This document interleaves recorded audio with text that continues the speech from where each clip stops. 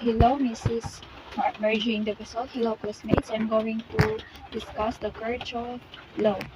Kirchhoff law are key to being able to calculate how circuits will respond. While Ohm's law can describe what happens with a simple resistive network, Kirchhoff laws describe the action of a more complicated network. Kirchhoff law are essential to working out many networks of electronic components that can be seen in many circuits. There are two laws in which Kirchhoff formulated. His first law, which is known as Kirchhoff current law or the KCL, and Kirchhoff's second law, which is also known as Kirchhoff voltage law or the KVL. Okay, who is Kirchhoff? Gustav Robert Kirchhoff was a German physicist who was born in Königsberg in what was then Prussia, and this region is now in Kaliningrad in Russia in 1824.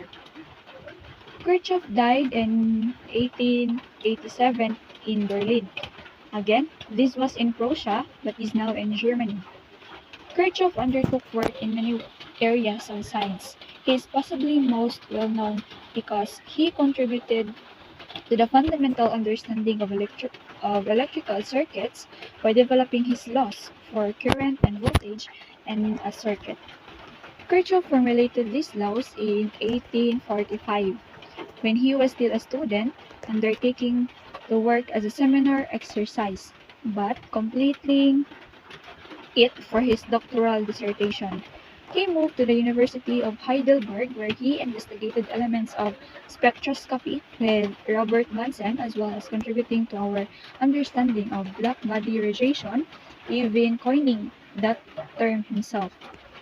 Another of his discoveries was that an electrical signal moved along a resistance less wire or wireless at the speed of light. In addition to this, he discovered the elements cation and radium in work he undertook with Robert Bunsen. After his death, Kirchhoff was buried in the St. Matthias Kirchhoff Cemetery in Schonenberg in Berlin. So, ang lain niya na-discover, this is a chemical element found at our periodic table, the cation and radium. Cation is a chemical element that has an atomic number 55 and rubidium has an atomic number 37. So Kirchhoff's first law, the current law, it states that the total current or charge entering a junction or node is exactly equal to the charge leaving the node as it has no other place to go except to leave, and as no charge is lost within the node. So ang sa ka node, ang current na mo-enter, mausad ang amount na mo-exit. In other words, the algebraic sum of all the currents entering and leaving in a node must equal to be zero. Kung ang current nga ni-enter is equal to 0, so kinahanglan, ang current nga mo leave must be equal to 0. So, I entering plus I exiting equals 0. This idea by Kirchhoff is commonly known as the conservation of charge. So here, the three currents entering the node, the I1, I2, I3 are all positive in value, and the two currents leaving the node is I4 and I5 are negative in values. This means we can also rewrite the equation as I1 plus I2 plus I3 minus I4 minus I5 equals 0. So the term node is an electrical circuit generally referred to as connection or junction of two or more current carrying path or elements such as cables and components. Also, for current to flow either in or out of a node, a closed circuit path must exist. We can use Kirchhoff's current law when analyzing parallel circuits. Kirchhoff's second law, the voltage law. It states that in any closed-loop network, the total voltage around the loop is equal to the sum of all the voltage drops within the same loop, which is also equal to 0. So kinahanglan nga the same ra sa current law, di ba? Nga kung unsay amount sa voltage nga mo enter, mausad ang voltage nga mo-drop sa tibuok loop. So in other words, the algebraic sum of all voltage within a loop must be equal to 0. This idea by Kirchhoff is known as the conservation of energy. So the sum of all the voltage drops around the loop is equal to 0.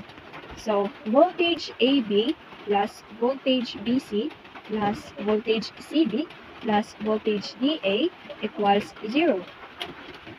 Starting at any point in the loop, continue in the same direction, noting the direction of all the voltage drops, either positive or negative, and returning back to the same starting point. So, ang starting point nimo, kung mag-total ka sa imong voltage sa imong loop, kinahanglan nga nag-same na siya direction. Kanang pwede ra siya dili masugod kani sa, for example, ang imong side sa imong loop is A to B. Parehas pa kung di pa kita ganiha. Pwede siyang dili ka magunad sa letter D. Hinuhuman ka sa letter A. Basta kay nagsunod ang imong pag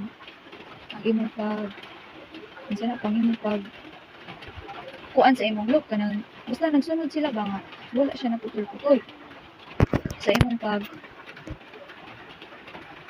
pagkuha sa imong amount. So it is important to maintain the same direction either clockwise or counterclockwise. So pwede na gid siya magkabali-bali kung mag-clockwise ba ka or mag-counterclockwise ba ka, basta kay same direction ng inyong pagkwinta. Or the final voltage sum will not be equal to 0. So kung imo manggod ng ilahi-lahi, kung imo manggod ng putol-putulon, ang iyahang equal nga total sa imong voltage, dili siya 0. So we can use Kirchoff's voltage law when analyzing series circuits. Kung ang current law is magamit siya sa parallel circuit, ang voltage law magamit siya sa analyzing series circuits.